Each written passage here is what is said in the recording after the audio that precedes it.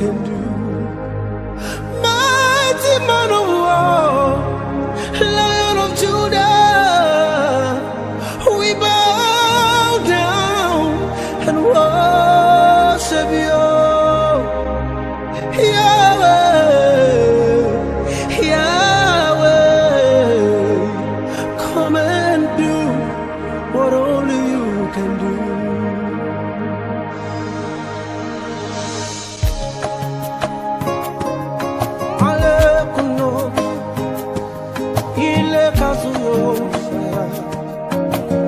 Thank you, Jesus.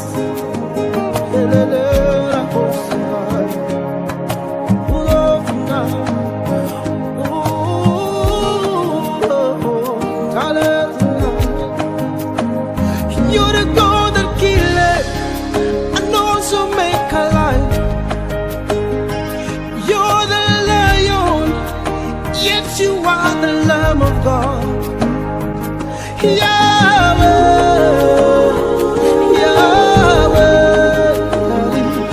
Come and do what only you can do. You are my glory and the lifter up of my head. Demons tremble at the mention of your name, oh Daddy, God of thunder, you're the God of fire. Come and do what only you can do. Mighty man of war, mighty man of war, Lion of Judah, we bow down and worship you, Yahweh, Yahweh, Yahweh, Yahweh.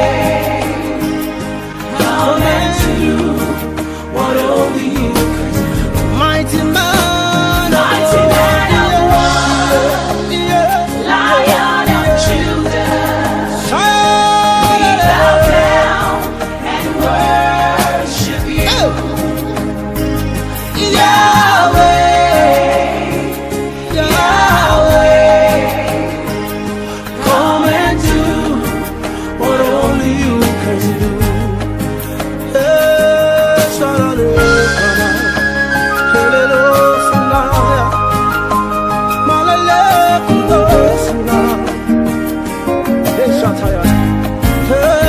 You're the father to the fatherless. You're the mother to the motherless. The husband to the widow. You're the help to the helpless. My healer, you are my deliverer. Come and do what only you can do. You're the way maker. You're the mountain mover. You raise the dead. You make the barren fruitful.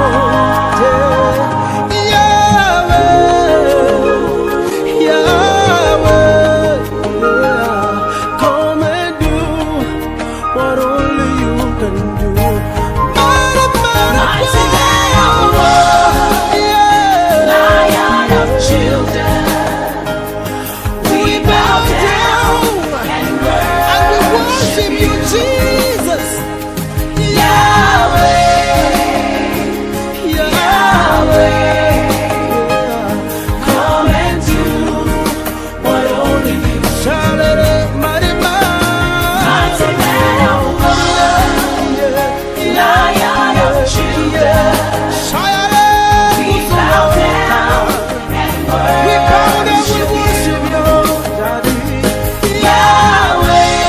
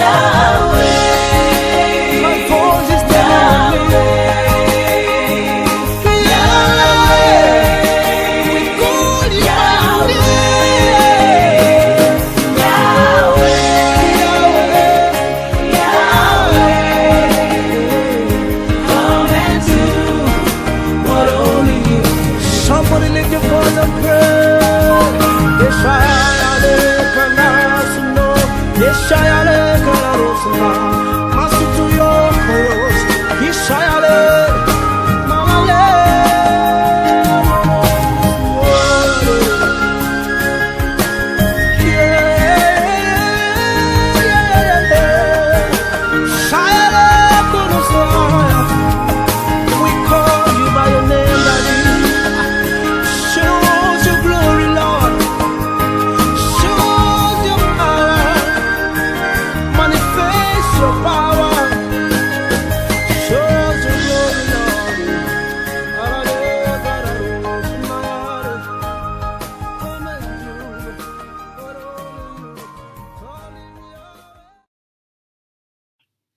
Hi, we're Brian and Heather Dellamater, and this is our daughter, Charlie.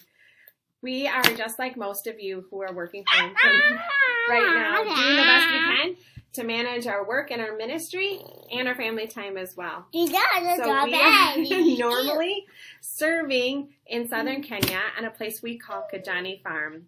Kijani Farm is a gospel-centered community development project focused on 5 areas: clean water, healthcare, education, spiritual growth, and job training.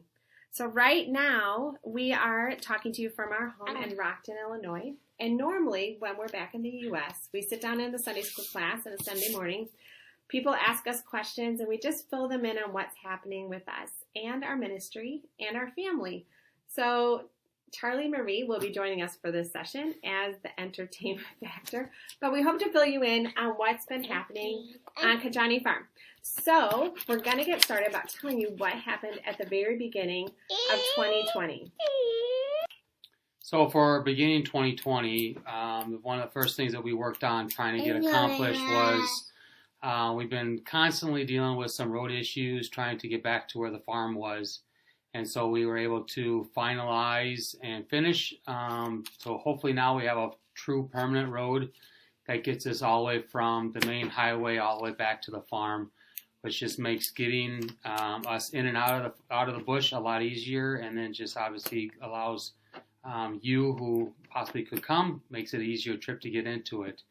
And with that, we were able to get prepared for our first team of the year, which was the sports ministry, which we were really excited about because we were creating a relationship with the local school and the new headmaster there, and seeing how Kijani Farm and the school can be working together in a more day-to-day operation. And so we felt with this sports ministry coming that would be a wonderful way to get the school involved in what we're doing at Kijani Farm, and again to continue to share the love of Christ to these kids. And so with this team, we're able to finance and be able to get a backhoe to come into the bush, and we were able to clear a big section of land to where now is a football field / soccer, a volleyball court, and a basketball court. So we were able to get everything cleared before the team showed up, and then we had a small team of 4 that came and actually put up the basketball hoops, the nets, and was able to spend some really good time with the kids from the school, just teaching them some new games and just being able to utilize the library that we have down where the sports field is at, and just to really to connect and to build that relationship with the school. About that same time, we started a women's Bible study. So this is my heart language, and I was so excited to get that started. So Tuesdays from 11 to noon, because these Maasai women are very busy taking care of kids and carrying water and really doing so much work. They had very little time in their schedules to be available. So we started with the book of Ruth. I would teach in English, and Judith, our outreach coordinator, would translate into either Swahili or Maasai, and each of our sessions ended up in worship. It was just a beautiful time of just being together, just to encourage the women, to have them encourage one another. We had several generations represented. It was just a really incredible time, something that we hope to continue in the future, but for right now, things are changing, just like they changed here. Things changed at Kijani Farm as well once March hit. When March came around, we had been following the news and listening to the updates about the COVID-19 virus. But we were excited to be coming home because our son Noah was going to be marrying his fiancée, Melissa. So while we were scheduled to come home anyways, things began to change. So Charlie and I had arrived in the U.S. on March 9th. Brian and Isaac, our middle son, were set to come back to the U.S. at the end of March. As things changed, we had to get them an earlier flight out of Kenya before borders started to close. So with that, Brian had to quickly wrap up things on Kijani Farm, prepare a to-do list for our staff, and get things set for an unknown return. So right now, while we are here in the U.S., we are doing our best to manage things from 8,116 miles away, but our staff is doing a great job. So for a short time, we were able to keep the sports ministries open, and anywhere from 75 to 100 kids were there every day playing because the schools were closed in Kenya as well. So just a few weeks ago, the village chief came by and told our staff that there was no longer allowed to have gatherings. And so the library is closed, the sports fields are closed, and there's no Bible study happening at this time.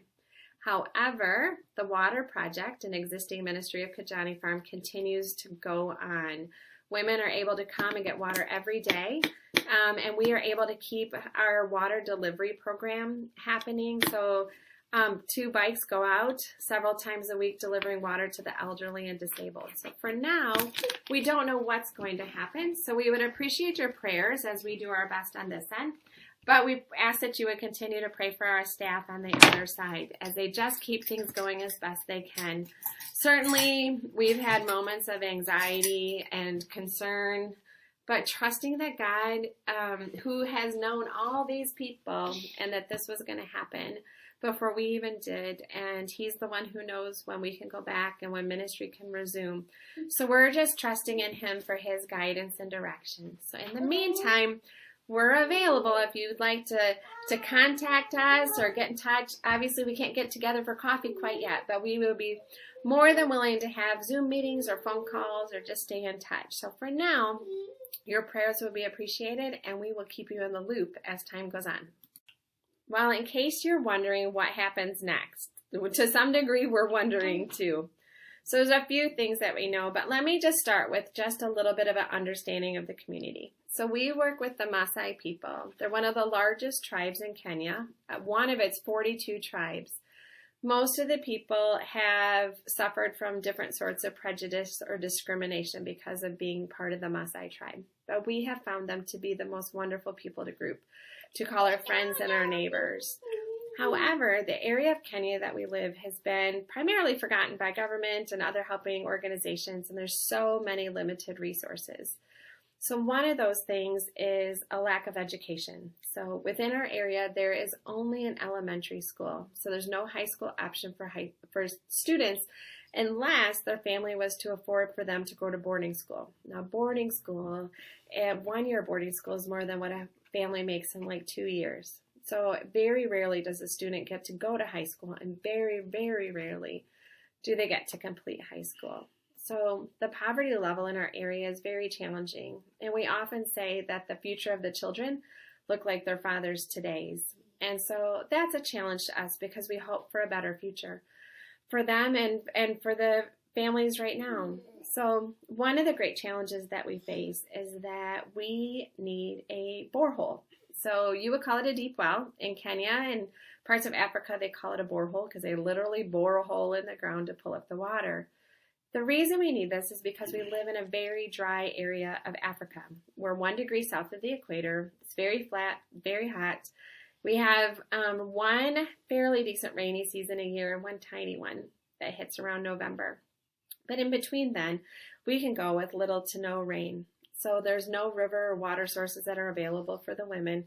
So right now on Kijani Farm, our water project is supplied by a truck that comes and brings water to the farm, pumps it in a tank, and the women get the water out of the tap.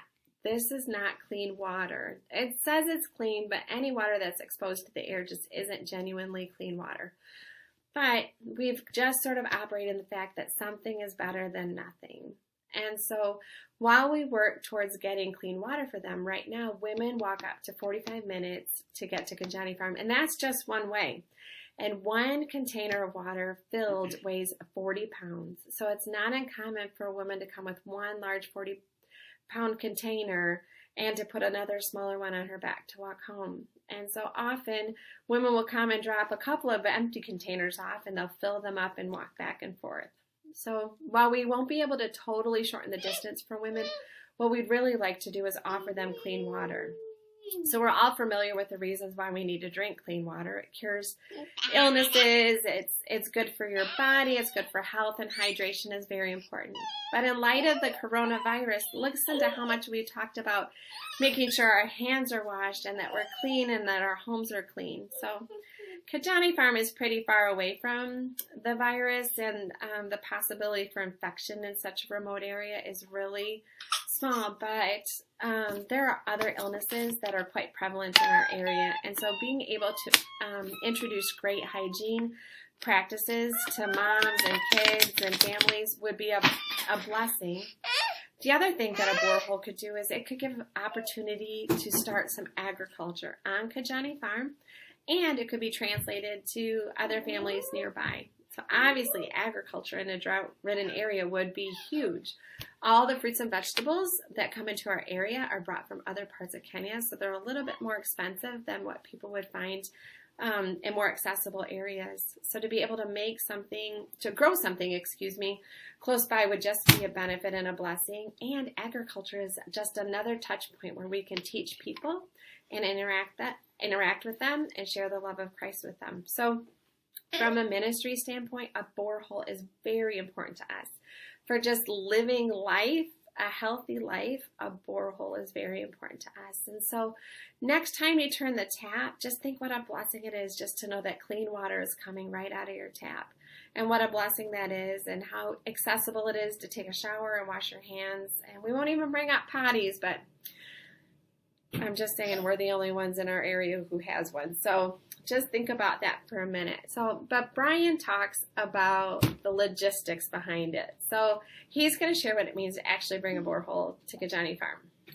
So we've been in communication with a couple different organizations trying to utilize ministries that are already established, that all they do is raise money and do the work and actually putting in boreholes in drought-ridden areas. And so there are so many different organizations out there that do this. We've been asked so many times, have you contacted this person or this organization or that organization? And the idea is, yes, but the hardest part is trying to figure out the logistics of actually filling out the application. We have actually been able to do that with 2 different organizations.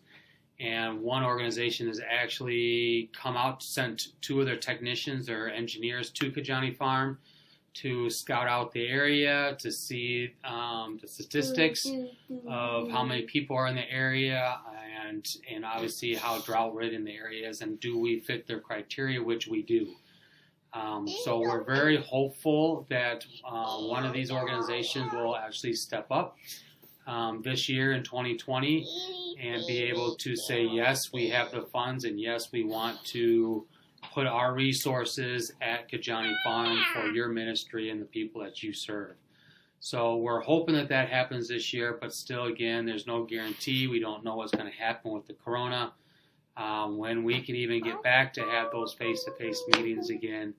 But from what we've been discussed, it's somewhere around about $30,000 to $40,000 US to have this done, from the minute the rig shows up to all the plumbing, to actually have a structure, a tank, and a cistern for animals to use. That's going to be around $30,000 to $40,000 US just to have that done. So if that's one thing that we as Kijani Farm don't have to raise money for, and we can utilize these ministries, then we want to do that. But we also know that the need is great for our community, and even for agriculture, for starting the process of the farming side of things that we want to do and have part of Kijani Farm. So we'll just see on how the Lord provides in 2020, and see what directions these ministries can come. We've had to talk to one geologist, and he's saying that we have to go somewhere to around 200 meters down to get water, which sounds like a lot, but really it's not.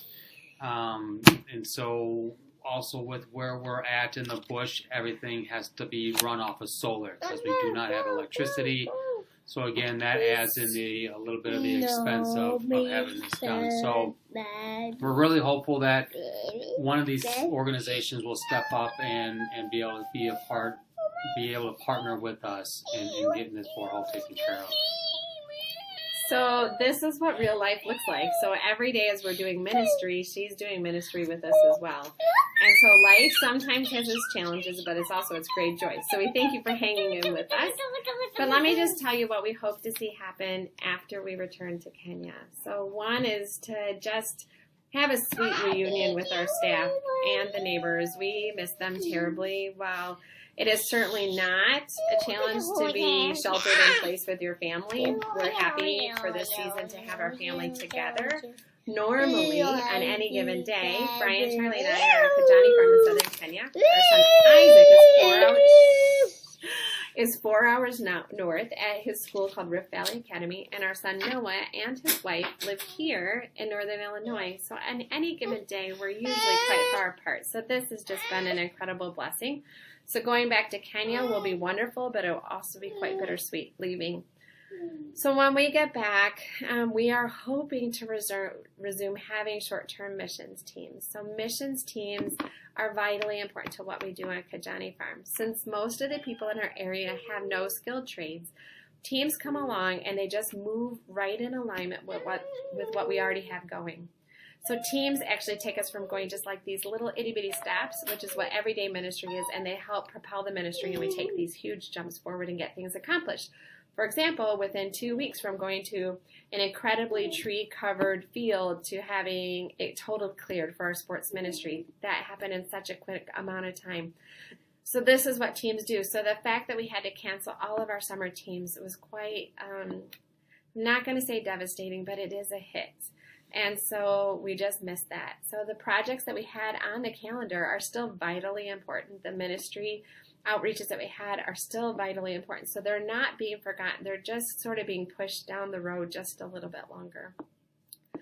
So October, we have a team penciled in from the Rockford area, and we hope that that will come to fruition. We understand that now people are off of work, and once work starts up again full swing, people may not have the time or the resources to come. So we've been trying to think outside of the box.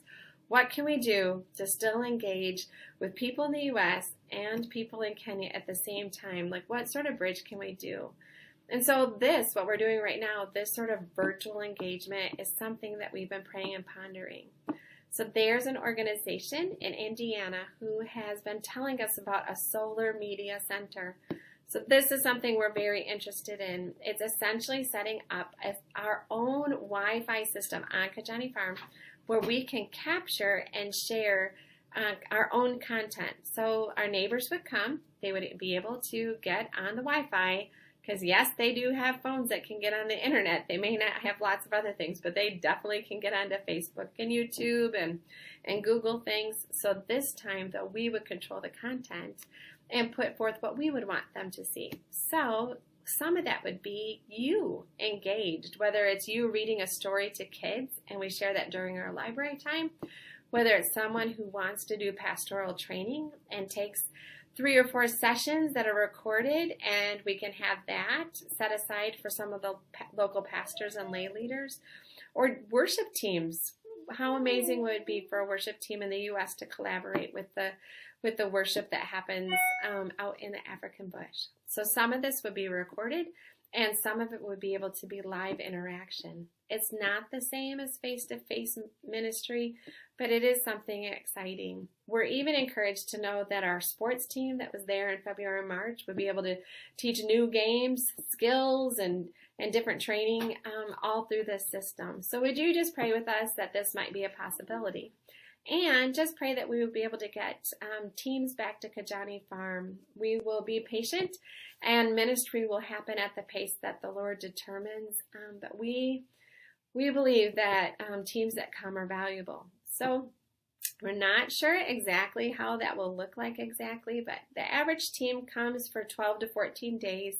They get to go on safari, but they get to spend a significant amount of time on Kijani Farm, working alongside our staff and getting to know the community. It's a very exciting time, and so we look forward to having something new start in the new year. So out of the frustration of this pandemic, it's caused us to be prayerful and just to see God work in creative ways. So we're excited for that.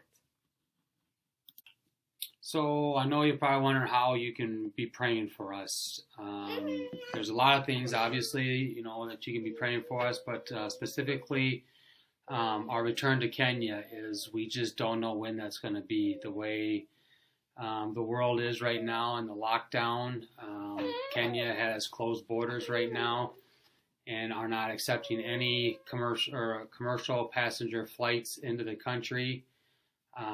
So right now, when people ask, well, when are you going back to Kenya? We just don't know. That's one of the things that makes it very difficult to plan because we can't in that situation because we don't know when the world's going to open up. So that obviously is one of our big prayer requests right now because that would obviously be our first thing is just how do we get back into the missions field. So just pray for our return back to Kenya. A second prayer request would just be our staff. As they're there without us, they're having to maintain and keep things going, even with very little, if no ministry is happening. Just pray for their hearts, their spirits. I think when we left, I think they've had a little bit of fear that we were never coming back. So we really just need to keep them in the forefront of our prayers that they would just continue to seek His wisdom and guidance and know that we will be back and do want to list their names. We do have Judith who was in charge of our community outreach and she's the one that kind of helps us to get into the community, the school, and when we're doing teams, she just kind of gets the word out there to everybody on what's going on. So pray for her husband, and her little baby boy, Brian. Next on our list is Daniel. He is kind of my right-hand man. We just kind of promoted him just before all this happened into more of a managerial position. So he's kind of overseeing everything right now as we are here. And I've been in communication with him probably at least once or twice a week, just kind of touching base and seeing how things are going and helping with any questions that he has. But keep him in your prayers. Then we have Faith. She's our cook, and she does a wonderful job feeding us our chai time, our tea at 10 o'clock, and then obviously feeding us a great Kenyan bush meal out of our kitchen that we built for her. And she's got a husband and 3 kids, so keep her in your prayers. Next we have Melia, and Melia is another guy that helps Daniel and me with a lot of the projects that we got going on, but then he's also the father of Sampaio. Sampaio is the little girl that most of you have already heard about and been praying for, the girl that had cerebral palsy and now is thriving very well, but this is her father, and it's been really great to get to know him and just to see his true heart and his spirit, but just pray for him and his family. And then last we have Benjamin as our he was kind of part of Kijani Farm team, but then he got supported and sponsored to go on to university, which was a huge prayer answer to prayer and a huge blessing to him and his family to be able to be, I think, the only one in his family to be able to go on to university. So that's really huge. But then now with schools closed, he's back on the farm helping out. And so keep him in your prayers and his family as they continue to do what they need to do there. We do have a security company that looks over or watches over Kijani Farm on a security basis, not more of a person issue, but more of an animal issue. So we have Edwin, Solomon, and Simon. There are 3 security guys. They've kind of become part of our Kijani Farm team and part of our family, even though they're in a more official basis of security. But we definitely keep them included in everything that we do on Kijani Farm because they're part of us. And so just keep them in your prayers also. Also, would you pray for the Maasai community in our area? One of the things that's a challenge of living there is just access to accurate information. We're just a little bit off the beaten path by an hour or 2. And so it's very difficult for good information to get out there. So they're not allowed, the people in our area, to travel to other parts of Kenya, and the same around the country. No one's allowed to leave from point A to point B. So while they're restricted, so is information. So we just pray that they would be able to just find truth and peace. I know that we struggle with that as well. We have so much information, it's hard to filter. Well, they have so little information. So just pray that they would just have peace and comfort in this time as they're also waiting this thing out. We also pray too, so when we get back, God wastes nothing and everything comes together. And so we just pray that this pandemic will actually just be a platform for the gospel. We pray that God would just give us the right words to say. We have the ability to interact with people in just a genuine and different way that now we all have something in common. So one of the challenges in missions is that our cultures are so different, it's very difficult to find common ground. So sometimes parenting can be a common ground, sometimes just being having a child can be common ground, but there's not a lot outside of that. So we know that Jesus loved the whole world, and so he is our common denominator. He's our truth. He's also our anchor. So in that we pray that we would just be able to have an opportunity to talk about him.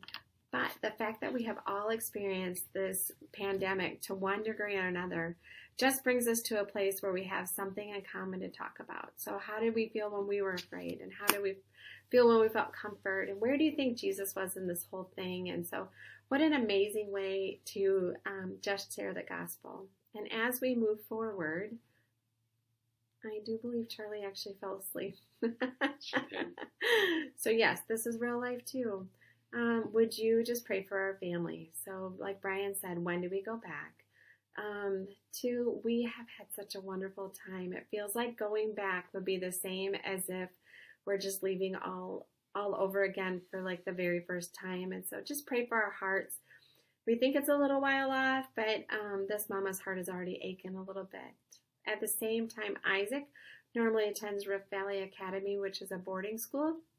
So their school had to close also, like the ones in the U.S. And he's been doing online learning. So his school hopes to start on time in August, just like every other school. So we just pray for just opportunity, for clarity, and for wisdom for his school. We just love the administration there, and just know that they are totally leaning upon the Lord for that. We're just still singing praises for Noah and Melissa, who got married in April, and just thankful to have Melissa in our family. So we just appreciate prayers for them. Just as life begins for them as a couple, but also just praises. How thankful we are to just have expanded our family. So you can pray for Charlie. She's going to start doing a little bit of speech therapy while she's here in the U.S. So we're excited to just have some of her words translated for us, and for her to be able to communicate in a way that so she knows that she's understood as well. We've gotten pretty good at translating her, but I think she would just love to be able to talk to us, and we're so anxious to listen. So for Brian and I, we're actually doing pretty well. It is a struggle to manage things from 8,000 miles away, but we're doing okay. We're doing the best we can. Brian's got a little bit of work to help fill the gap for finances while we're here. And I am doing my best to come up with some of these new and exciting creative things that we'll put into practice when we get back. So for now, I don't know what else we can share for you. Often people ask about how finances are for Kijani Farm, and certainly it is a trying time for so many. So our monthly donors have been our stable and consistent, reliable, we call them our bread and butter because it's totally true. They're the ones who are keeping the water tanks filled and our staff employed, and just making sure that things just run every day on Kijani Farm. So our donations have taken a little bit of a hit, and we anticipate that that's going to kind of resonate for the next couple of months, but we're just trusting God to provide. In the meantime, we've had several of our monthly donors and regular givers who've just faced unemployment. So if anyone's interested in jumping on board and supporting Kijani Farm on a regular basis, we would be so thankful for that. But maybe you would just be interested in helping to fill the gap for somebody who has faithfully given for years, who just for this season can't. And maybe you'd like to help fill the gap. So if that's something you would be interested in doing, could you just reach out to us? You can reach us at dellamaters@globaloutreach.org. And of course, if you have any comments or questions, you can find us there as well. Dellamaters, DELLAMATERS @globaloutreach.org. You can also find us on Facebook. Kijani Farm has its own page. We have not been posting regularly. I think my heart's just been a little sad and just missing what's going on. But, each day we just trust and rely upon the Lord. And I think just each day as trust grows, as we lean upon Him more and more, we just feel the confidence that we should have that God's got this and our people are going to be just fine and we're going to be fine here too. So we'll be posting more on a Kijani Farm page, so just hang in there. And of course, if you're interested in being a part of our email newsletter, just reach out to us as well. And we would be glad to just connect with you. And I guess final thoughts are just how thankful we are. Mm-hmm. Very much thankful. Yeah, thankful to our TBC family who have loved, cared, and supported us from the very beginning. Yeah. You have commissioned us, you have sent us in, you have supported us in so many different ways. And so we're so incredibly thankful for that. We're also thankful for MCF that has also partnered with us and just covered us in prayer and just given from the bottom of their hearts. And so we're so thankful.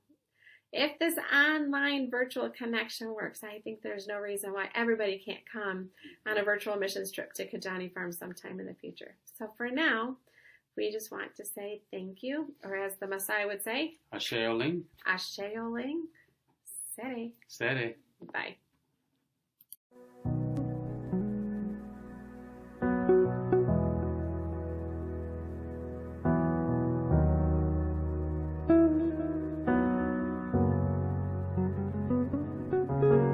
May His presence go before you and behind you and beside you and all around you and within you. He is with you, and with you He is.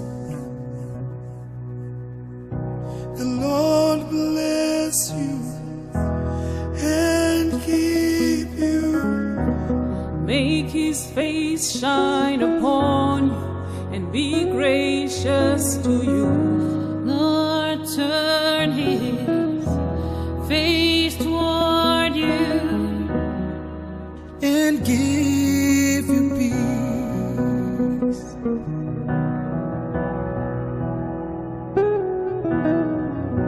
The Lord bless you and keep you.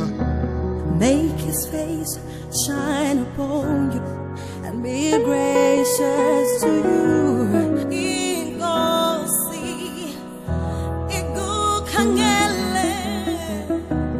And give you peace.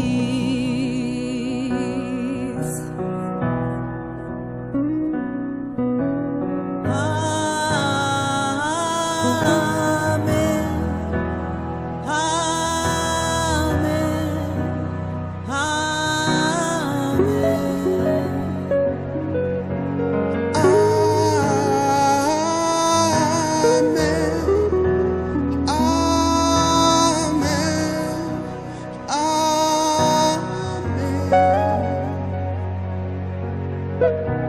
Mwari bagukombore bagucengete akuratidze chiso chake akubanire nyasha tilandoloze nkosi yangu usifike libubini Bakupe unyararo.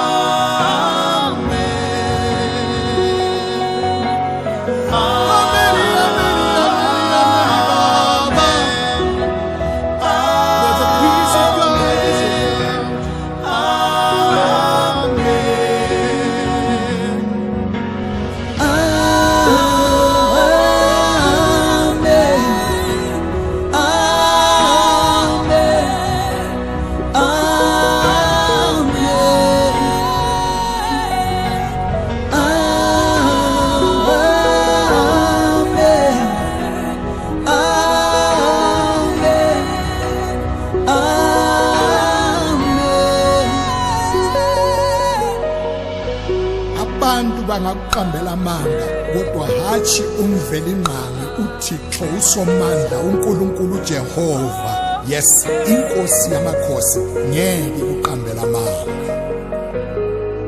Panoperera zivo yedu Mwari, ndo panotanga yavo ivo vakupe ngoni. May his favor be upon you and 1,000 generations, and your family, and your children, and their children, and their children. May his presence go before you and behind you and beside you, all around you and within you. He's with you, he's with you. May his presence go before you and behind you and beside you, all around you and within you. He's with you, he's with you. May his faith be upon you and 1,000 generations, and your family, and your children, and their children, and their children.